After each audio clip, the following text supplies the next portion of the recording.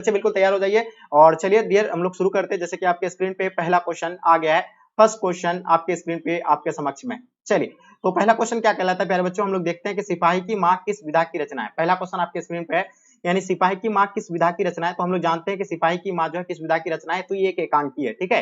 तो सब बिल्कुल आप लोग इसको नोट करते चलेंगे, इसका एक्सप्लेनेशन क्या करना है, क्योंकि यही तो पेपर ही है आप लोगों का। दूसरा नंबर क्वेश्चन देखेंगे, जयशंकर प्रसाद का जन्म कहाँ हुआ था। तो प्यारे बच्चों बिल्कुल बताएंगे जयशंकर प्रसाद का। देखिए हम लोग ऑलरेडी ये सारे पढ़ रखे, तो ये सब तो हम लोग को ये इजी होगा ना जी। तो हम लोग इसका आंसर क्या होगा, बिल्कुल आप लोग को पता है इसका आंसर। जितने सारे बच्चे बता रहे हैं कि सर यानी जायसी, बिल्कुल आप सॉरी हाँ वाराणसी, जो इसका आंसर आप लोग जितने सारे बच्चे बता रहे हैं बिल्कुल सही है। यानी जयशंकर प्रसाद का जन्म कहाँ हुआ था, यानी वाराणसी में। क्वेश्चन नंबर तीसरा देखेंगे, झूठन शीर्षक आत्मकथा के लेखक कौन है। देखिए हम लोग जानते हैं झूठन के जो आत्मकथा के लेखक जो है कौन है, यानी बिल्कुल आपको पता होना चाहिए ओम प्रकाश वाल्मीकि। तो जो भी बच्चे आप लोग ओम प्रकाश वाल्मीकि बता रहे हैं बिल्कुल आप लोग का राइट आंसर है। क्वेश्चन नंबर 4 देखेंगे, हंसते हुए मेरा अकेलापन के लेखक कौन है। बताइए हंसते हुए मेरा अकेलापन के लेखक आपको बताना है, तो बिल्कुल पता होना चाहिए। हंसते हुए मेरा अकेलापन के लेखक जो होगा आपका यानी मलियज हो जाएगा। ऑप्शन आप लोग का बी परफेक्ट आंसर होगा। क्वेश्चन नंबर 5 देखेंगे आपके स्क्रीन पे प्यारे बच्चों। 5 नंबर क्वेश्चन क्या कहलाता है कि झूठन किस विधा की रचना है। बताइए झूठन किस विधा की रचना है। तो ये क्या है, एक आत्मकथा है, और इसका आंसर आप लोग का 5 का आंसर जो होगा ए बिल्कुल परफेक्ट आंसर होगा। क्वेश्चन देखेंगे 6 नंबर क्वेश्चन आपके स्क्रीन पे, परगीत और समाज साहित्य की किस विधा की रचना है। देखिए परगीत और समाज साहित्य की विधा की अगर बात किया जाए तो यह आलोचनात्मक निबंध होगा आप लोगों का। जितने सारे बच्चे आप लोग आलोचनात्मक निबंध बताएं बिल्कुल इसका आंसर सही होगा, यानी ऑप्शन आप लोग ए राइट आंसर हो जाएंगे। बिल्कुल आपको कुछ नहीं करना, एबीसीडी करके आप लोग इसका आंसर की को नोट कर लीजिए, यही पेपर आपका सीधा सीधा आएगा, ठीक है।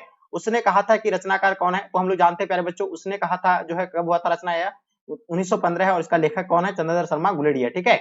चलिए क्वेश्चन नंबर 8 देखेंगे आपके स्क्रीन पे, थोड़ा सा धुंधला दिख रहा होगा, बस एक ही क्वेश्चन आपको, तो बाकी फ्रेश ही है, ठीक है।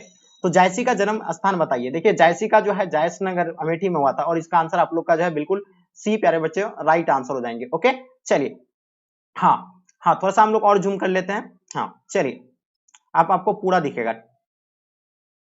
ओके चलिए 9 नंबर क्वेश्चन देखेंगे आपके स्क्रीन पे, साहित्य लहरी के रचनाकार कौन है। तो देखिए साहित्य लहरी के रचनाकार की अगर बात किया जाए तो ये आपका हो जाएगा सूरदास, यानी साहित्य लहरी के रचनाकार जो है कौन है, सूरदास प्यारे बच्चों। इसका आंसर आप लोग का बी राइट आंसर हो जाएंगे, ठीक है।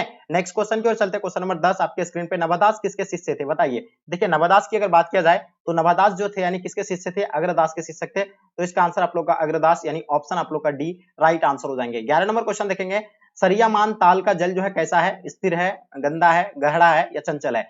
तो बिल्कुल पता होना चाहिए सरियामान ताल का जल जो है कैसा हुआ, स्थिर है। इसका आंसर आप लोग का ए जो है प्यारे बच्चों राइट आंसर हो जाएंगे। ओके चलिए वहीं बात करते हैं क्वेश्चन नंबर 12, चित्ररेखा किनकी कृति है। तो देखिए चित्ररेखा की बात करते हैं, ये सूरदास का होगा, तुलसीदास का होगा, मलिक मोहम्मद जायसी या कबीर का होगा।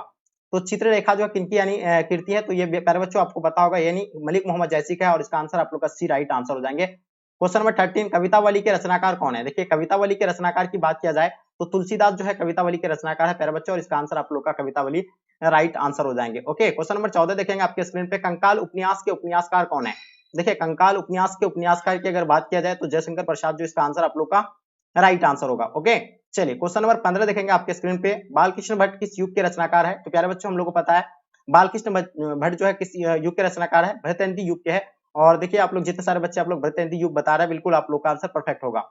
हाँ 16 नंबर क्वेश्चन देखेंगे आपके स्क्रीन पे, शिक्षा शीर्षक निबंध के रचनाकार कौन है। बताइए शिक्षा शीर्षक निबंध के रचनाकार कौन है। तो हम लोग जानते हैं जय कृष्ण मूर्ति के द्वारा जो शिक्षा शीर्षक पाठ को लिखा गया, और इसका आंसर आप लोग का डी प्यारे बच्चों राइट आंसर हो जाएंगे। बिल्कुल यही पेपर है, बस आपको एबीसीडी करके उतार लेना। अगर आपको नहीं देखना है 2 से 3 बार अच्छे से आप लोग देख लीजिए। पुराण शब्द का विशेषण क्या होगा। तो देखिए हम लोग जानते हैं पुराण शब्द का विशेषण कौन सा है। तो हम लोग जानते हैं पुराण शब्द का विशेषण जो होगा पौराणिक, यानी ऑप्शन आप लोग का सी राइट आंसर हो जाएंगे। क्वेश्चन नंबर 18 देखेंगे, कारक के कितने भेद होते हैं। बताइए कारक के कितने भेद होते हैं, आपके स्क्रीन पे है प्यारे बच्चों बताना है, ठीक है। तो हम लोग जानते हैं कारक के 8 भेद होते हैं, और बिल्कुल इसका चिन्ह के साथ भी आपको याद कराए थे, कर्ता ने कर्म को करण से। देखिए कितना आसान आसान क्वेश्चन पूछा है, ये तो कोई भी दे सकता है। 19 नंबर क्वेश्चन देखेंगे आपके स्क्रीन पे, ठीक है दिख रहा होगा आपको। यहाँ देखिए थोड़ा सा अगर नहीं दिख रहा तो आपको हम बता दें, जिसने गुरु से दीक्षा मतलब क्या शिक्षा ली हो उसको क्या कहते हैं। तो इसको क्या कहेंगे हम लोग, एक शब्द में उसको दीक्षित कहेंगे, ठीक है। तो इसका यानी बिल्कुल ऑप्शन सी राइट आंसर हो जाएंगे। क्वेश्चन देखेंगे आपके स्क्रीन पे, 20 नंबर क्वेश्चन आपके स्क्रीन पे आपके समक्ष में आ गया। चमक शब्द जो है स्त्रीलिंग है या पुल्लिंग है। तो देखिए ये चमक, देखिए ताड़ा चमक रही है, ठीक है। तो ये ताड़ा क्या है, स्त्रीलिंग का बोध कराता है। तो प्यारे बच्चों ये जो आंसर आप लोग का होगा बिल्कुल बी जो है राइट आंसर हो जाएंगे। चमक जो है क्या है, ये बिल्कुल ये स्त्रीलिंग होगा, ठीक है। चलिए क्वेश्चन नंबर 21 देखेंगे, दिवाली शब्द जो है कौन संज्ञा है। तो देखिए दिवाली की बात किया जाए तो दिवाली जो एक व्यक्तिवाचक जो है संज्ञा हो जाएगा आपका तो प्यारे बच्चों जो भी बच्चे आप लोग व्यक्तिवाचक बता रहे हैं बिल्कुल आप लोगों का आंसर परफेक्ट है। क्वेश्चन नंबर 22 देखेंगे, यथिष्ट शब्द का संधि विच्छेद करेंगे। देखिए यथिष्ट शब्द का अगर संधि विच्छेद किया जाए तो यथा जोड़ इष्ट हो जाएगा, ठीक है। क्या होगा इसका आंसर, यथा जोड़ इष्ट हो जाएगा, यानी देख लीजिएगा फिर से यथा जोड़ इष्ट हो जाएंगे आपका, ठीक है। तो इसका आंसर आप लोग का बी परफेक्ट आंसर हो जाएंगे। ओके चलिए नेक्स्ट क्वेश्चन की ओर चलते। क्वेश्चन नंबर 23, जाता रहता था किस पदबंध का उदाहरण है। देखिए जाता रहता था इस पदबंध का उदाहरण की अगर बात किया जाए तो ये कौन सा पदबंध हो जाएगा आपका। चलिए तो ये पदबंध की अगर बात किया जाए तो ये संज्ञा पदबंध हो जाएगा आप लोग का, और ये जो बच्चे सी बता रहे हैं बिल्कुल परफेक्ट है, यानी संज्ञा पदबंध इसका आंसर आपका राइट आंसर हो जाएंगे। ओके चलिए हाँ क्वेश्चन नंबर 24 देखेंगे, नीलगाय शब्द कौन समास है। देखिए नीलगाय तत्पुरुष समास है, अविभाज्य समास है, कर्मधारय होगा या द्विगु होगा। तो प्यारे बच्चों नीलगाय शब्द की अगर बात किया जाए तो नीलगाय जो होगा आपका यानी अविभाज्य समास हो जाएंगे, और इसका आंसर आप लोग का अविभाज्य ऑप्शन बी राइट आंसर हो जाएंगे। वही बात करते हैं क्वेश्चन नंबर 25 आपके स्क्रीन पे, नकलची शब्द कौन सा प्रत्यय है।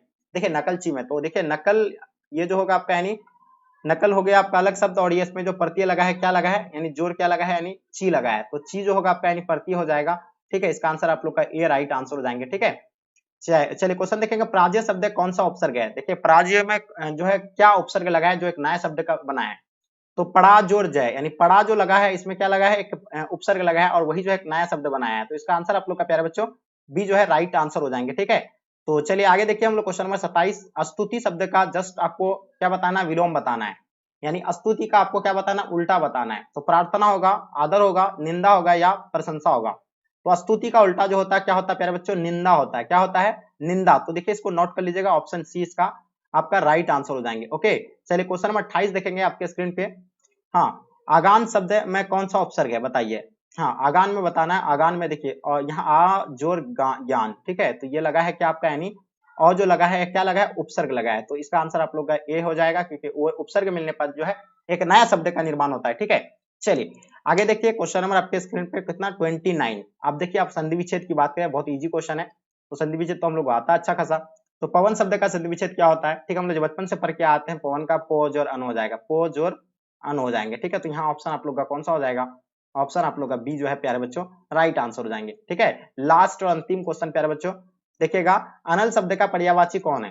देखिए अनल जो है अनल मतलब हम लोग क्या होता है, आग बोलते हैं, पावक दहन, ठीक है। और अनिल होता है मतलब आपका हवा होता है, ठीक है, जो पता होना चाहिए आपको। अनल मतलब आग होता है, अनिल मतलब जो है क्या होते हैं, हवा होते हैं, ठीक है। तो इसमें कंफ्यूज नहीं कीजिएगा, और इसका आंसर आप लोग का जो होगा बिल्कुल डी राइट आंसर हो जाएंगे, ठीक है। तो ये था आप लोगों का जो है क्वेश्चन पेपर जो ओरिजिनल आप लोग का